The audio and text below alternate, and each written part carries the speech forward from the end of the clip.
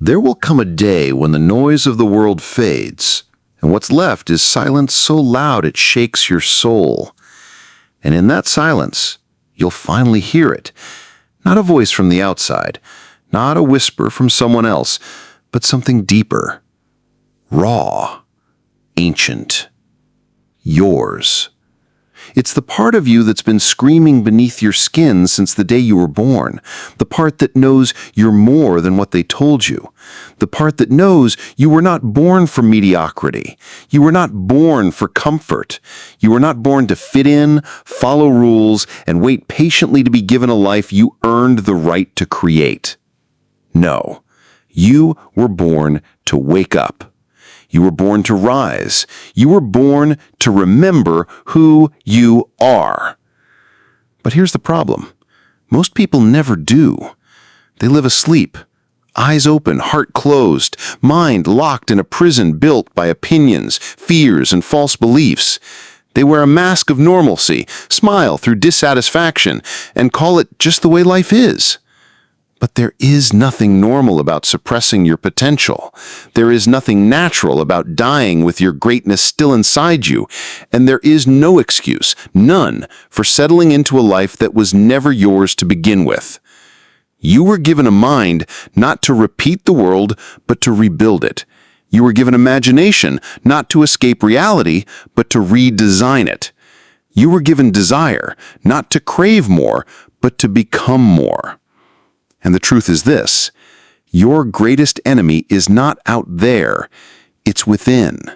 It's the you that believes the lies, the you that doubts the dream, the you that waits for a sign instead of becoming one.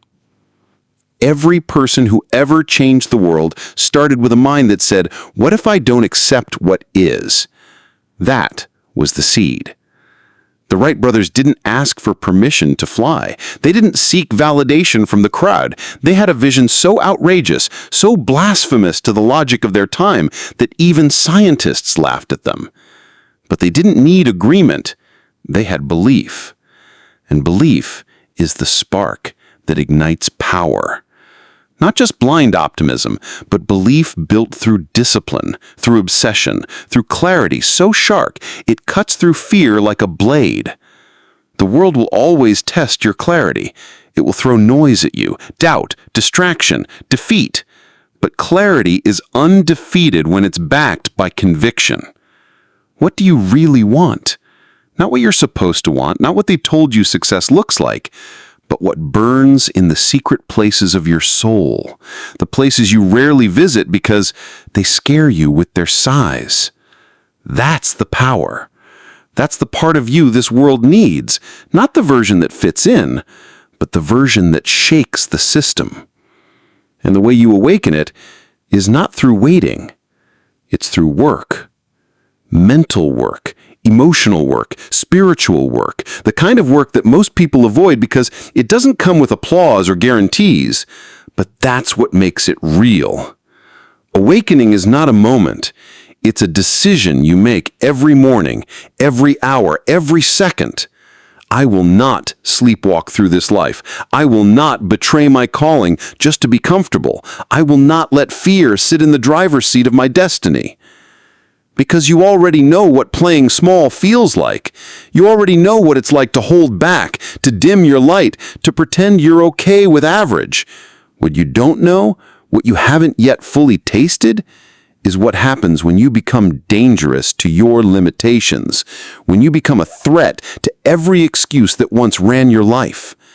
And that begins the moment you stop asking how long it will take and start asking how far you're willing to go.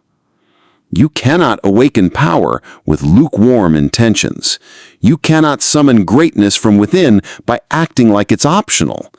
Power responds to urgency, not desperation. Urgency. A calm but ferocious knowing that you are on borrowed time, that your window is now, not someday, not when it's convenient, not when everything aligns, now. Walt Disney was told his ideas were nonsensical fantasies. He was fired for lacking imagination. Today, his imagination touches the lives of billions. Why? Because he wasn't waiting for the world to believe in him. He believed in himself first, and then he built the world around that belief. That's what real power is. It's not about control. It's not about dominance. It's about alignment with the deepest, truest vision inside of you. And when your thoughts, your habits, your actions, and your identity all serve that vision, nothing can stop you. But here's the truth few will tell you. You will be tested. The moment you declare a higher standard for your life, the old you will rebel. The voice of doubt will grow louder, the pull of comfort will get stronger, and every crack in your belief will be exposed, not to break you, but to build you. Because if you want power, you must become someone who can hold it. The universe does not reward lukewarm conviction. It rewards those who are forged by the fire. So if you feel like everything's falling apart, good. If your old world is crumbling, good. If the people around you don't understand you anymore, good. It means you're breaking out of the shell. It means the old identity is dying. It means you're finally waking up, because real awakening doesn't feel like a gentle sunrise. It feels like an earthquake. It feels like everything inside you is being ripped apart and rewired at the same time. It feels like shedding the skin you've worn your whole life and standing naked in front of the future, saying, I am ready. But most people turn back when that moment comes. They confuse discomfort with danger. They mistake challenge for failure. They feel the burn and they run. But not you. Because now you understand the burn is not pain. It's birth. It's the fire forging you into the person your destiny requires. You cannot awaken power while clinging to the past. You cannot carry the weight of your old self and expect to rise. At some point, you must let go. Let go of the stories, let go of the identity, let go of the excuses that kept you safe but small. And step into the unknown, because the unknown is where transformation lives. It's where every master, every leader, every visionary has gone, alone, uncertain, terrified, but moving anyway. Abraham Lincoln lost 8 elections, failed in business, suffered breakdowns, but still he rose. Not because the path was easy, but because the mission was clear. He had a vision for humanity that burned hotter than any setback. You need a vision like that. Not just a goal, a vision, a living, breathing force that pulls you forward when logic says turn back. A vision that lives in your bloodstream.